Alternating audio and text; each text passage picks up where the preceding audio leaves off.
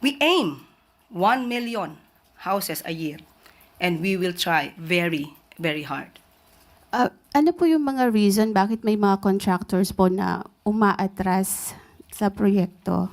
Kasi sabi ko lamang po, maliit po kasi ang presyo na ibibigay natin sa taong bayan para i-avail ito. Kaya po, yung ibang contractors po ay hindi po sumasang-ayon na makisali or sumama sa ganitong klaseng proyekto. Hindi po Konti lamang po na developer. Ito na naman yung yabang ni Bongbong Marcos na tungkol ho ito sa pabahay na gusto niya na makakuha ng pabahay o makagawa ng pabahay na 1 million a year na pabahay. So kanina na napanood ko yung press briefing kanina sa Malacanang at may nagtanong nito na reporter na kumusta na ho yung pabahay ng Pangulo na pinaplano niya dati na magkaroon ho ng 1 million nga na housing project every year. Yan ang gusto niya kasi may backlog na 6 million ang pabahay na gusto niya ma-hit yun bago siya daw bababa sa pwesto. So dito muna tayo sa kanyang video na sinabi niya yun na gusto niya magkaroon ng pabahay na 1 million a year. Saan ka maghanap niyan? 1 million a year na pabahay?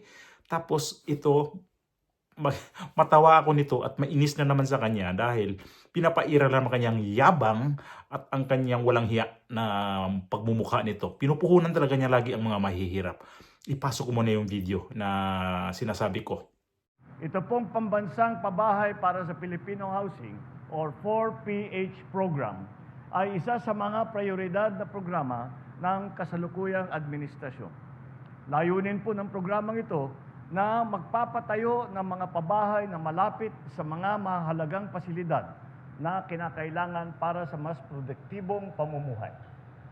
Layunin po natin na magpapatayo ng 1 milyong pabahay kada taon hanggang matapos ang aking 6 na taong termino bilang Pangulo. Isa po ito sa mga proyekto na talagang tinutukan natin dahil alam po natin ang bigat ng problema sa kakulangan ng pabahay sa ating bansa. Kaya naman, patuloy tayong nakikipag-ugnayan sa iba't ibang lokal na pamahalaan at mga ahensya ng gobyerno sa buong bansa, mula sa Luzon, Visayas hanggang sa Mindanao. Hindi maaaring magawa itong mga ganitong klaseng malalaking proyekto kung hindi nagkakaisa at nagtutulungan ang local government at saka ang national government. Kamukat-mukat pa, wala. Wala siyang nagiging 1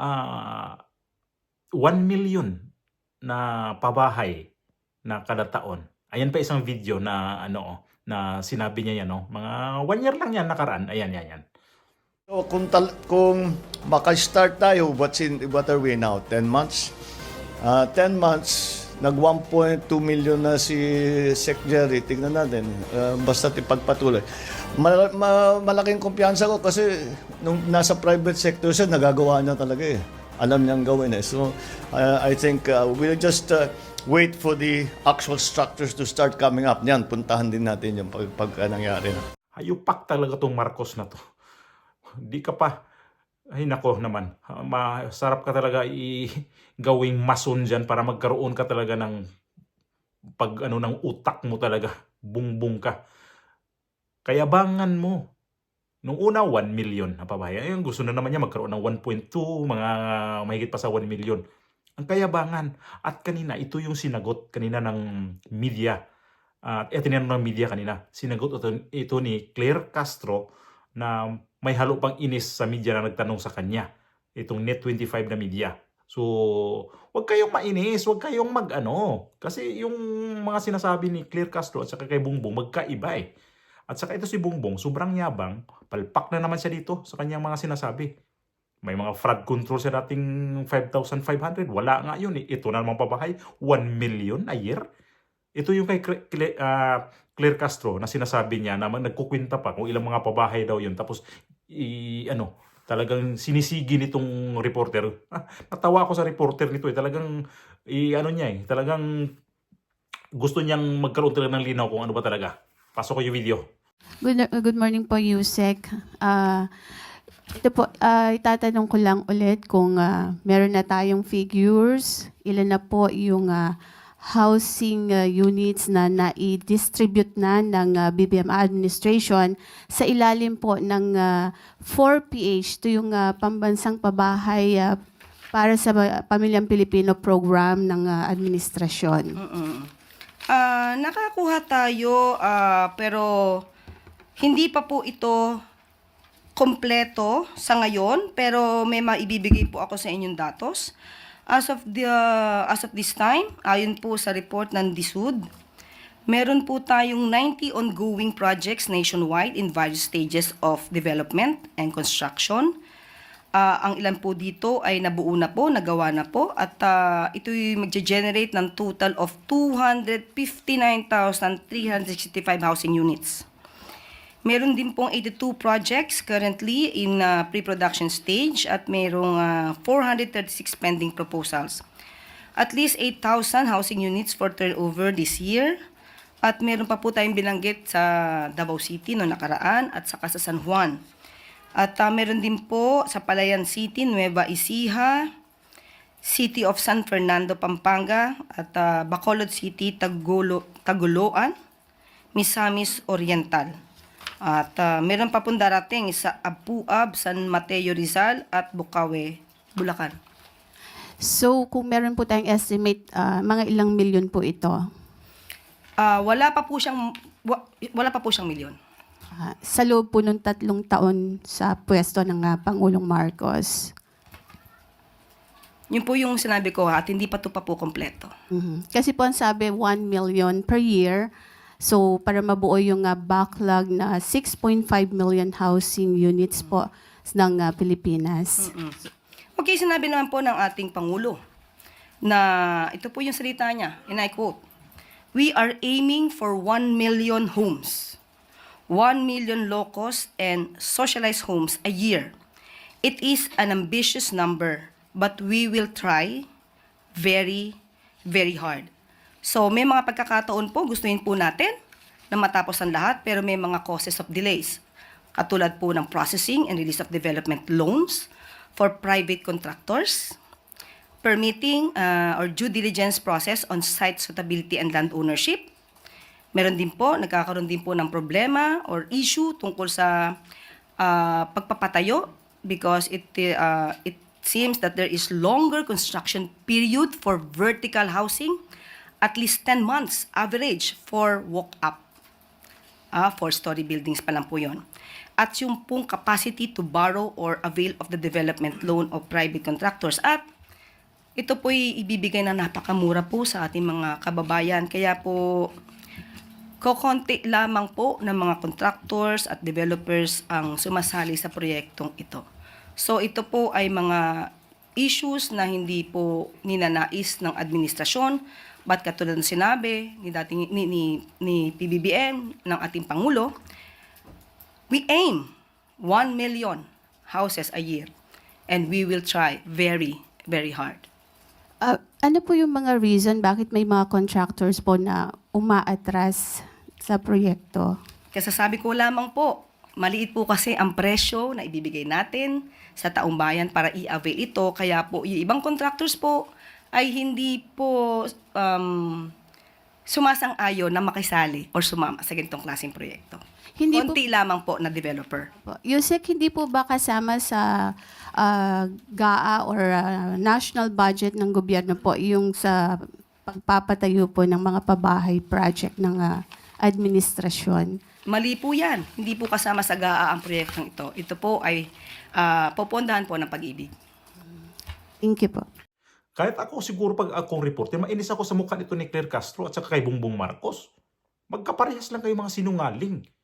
Huwag na kayo magsinungaling. Ay naku naman grabe talaga si Bongbong Marcos kasinungaling na talaga nito. Yabang, sinungaling. Ano pang tawag natin sa kanya? Yan na resulta sa talaga sa pagtatawas. Mahilig kasi sa tawas Huwag na kayo mag-ano ng tawas kasi masama yan sa utak. Natutuyo ang utak kaya wala tong wala tong sa katinuan. 1 million na pabahay. Yun pala ngayon sumasablay. Anong nangyari noon kasi binabarat ang mga kontraktor. Naghingi sila ng mga kontraktor noon na ano, magtulungan daw tayo. Paano sino tutulong sa'yo na binabarat mo? Magtulungan daw. At eto na, lumabas kay Claire Castro na nagkaroon talaga ng mga problema. Kasi binabarat niya. At isa pa, walang pundo. Walang pundo ang pabahay. Kaya hindi talaga niya maitayo yung mga pabahay na yan. Gusto niya ng 1 million a year. Kung 1 million a year ang pabahay niya yan, sa loob na niyang 3 taon sa panunungkulan, ang dami nang nakalipat, ang dami nang may mga bahay dyan. Grabe talagang kasinungaling nitong presidente na to. Sarap to pukpukin talaga ng martilyo talaga sa kuko nito para matauhan talaga siya na huwag ka na magsinungaling kasi. Mga plano mo noon, ang gusto mo mangyari, hindi talaga natupad yun. Paano matupad yan? 20 pesos, 20 nako naman 20 pesos na kilo ng bigas, hindi ngayon natupad. Ito na naman pabahay. Saan ka pa? Punyeta talaga naman Ay nako. Wag na kasing kasi itong mga video mo na na lumalabas noon, talagang babalikan ko to kasi sinungaling ka Butbuton ka Ang yabang mo. Huwag kang pairalin mo yung sobrang yabang mo, Marcos, kasi lahat yun, naka-record yun. Sana ito na lang yung talagang maparusahan talaga sa mga pinagagawa nito kasi puro kurap Paano mo ma-implement ang pabahay na 1 million? Saan ka kukuha ng pera? Sabi nga, hindi pala to binibigyan ng budget din saan kayo makakuha na ito? Sa to? Pag-ibig? Puso ka. Paano kayo makakuha ng 1 million kung walang budget yan? Kaya naman pala, ang mga tao ngayon, sige pa rin sa squatter. Siguro kung hindi ka talaga magawa ng paraan sa sarili mo talaga, aasa ka sa gobyerno, o talaga, na doon ka sa kanila ng mga pabahay sa gobyerno, sa mga NHA na yan, wala kang hindi ka makalipat talaga ng bahay. Mananatili ka pa rin talaga sa squatter talaga tayo titira. Wala naman nag-utos sa atin na tumira kayo ng squatter. Pero para sa akin, yung mga nasa squatter, ang dami-dami na sa mga squatter area ngayon Kung 1 million a year yan, 3 taon na yung panunungkulan yan, di mga 3 million na pabahay na yan, di ang dami na ang dami na tanggal dyan sa mga squatter, ang dami nang wala ng squatter halos sa Maynila. Pinairal kasi nitong kayabangan nito Paano ka makakuha ng 1 million na pabahay? Aber? Ayupak na yan. Puro ka drawing, puro ka plano, wala ka namang, wag kang, kung gusto mo, wag mo ka na magsalita ng mga plano mo na kasi wala naman yung natutupad Yung mga pabahay dati siguro kay Pangulong Duterte, yan siguro niya, pinamimigay na. Pero yung sa kanya ngayon, wala pa. Yung sinabi na ni Claire Castro binabarat yung walang yung mga kontraktor na gustong sumali kasi nga daw bumaba. Ibig ko sabihin, wala kang pera, walang budget, in short, wala kayong dila. Puro na lang kayo dyan, ngaw dyan.